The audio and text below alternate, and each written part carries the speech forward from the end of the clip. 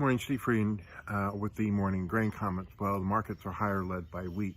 Over the weekend, India has decided to ban their wheat exports. USDA has about 8.5 million tons in for them to ship. Probably they've shipped maybe as much as maybe 2.5 million tons to date. But anything's on the books can be canceled, and any sellers can declare force majeure. We also note that if their crop is below 100 million metric tons, and maybe closer to 95 million metric tons, they may be a net buyer of 2 million tons of wheat. We'll also be watching pretty closely. The U.S. Southern Plains remains warm and dry, while the Northern Plains remains wet. Europe has a few showers in Germany, but parts of France and Spain probably will miss these rains, and it continues to be dry there. It's dry down in Brazil and Argentina. Watching pretty closely later this week, a frost in Brazil that if it gets below 30 degrees could impact their second corn crop.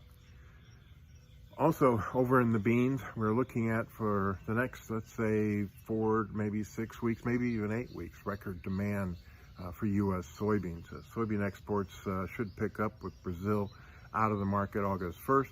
And also, we're looking for the April NOPA crush to be a record high 174 million bushels. Again, going back to the USDA's numbers, could be a carryout below 200 million bushels. And next year, it's kind of up to Mother Nature, whether we have a 300 million bushel carryout or something closer to 200.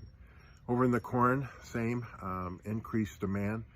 Central Illinois is paying 50 over for corn in the nearby slot, and so the consumer probably is still short and needs to buy coverage.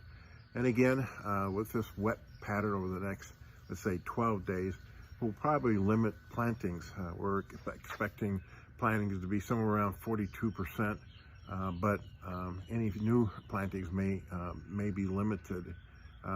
It's hard to build a case for a summer drought when we're extending wet weather across the Midwest. But again, some people think that the 177 corn yield USDA came out with may be too high, and that consumers remain short. And $8 corn is not slowing demand, and $8 nearby corn may be undervalued. The soybean market testing some key resistance. I think, again, beans are looking at big demand and maybe lower South American supplies. And I think in general, outside markets continue to try to deal with inflation, the Ukraine war and the impact it has on flow of grain out of the Black Sea. Also be watching to see if Fed continues to push interest rates higher, and the fact that data out of China showed their economy slowing more than people had thought.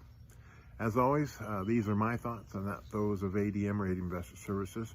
Have a safe and profitable trading day, and remember, always treat people like you yourself would like to be treated.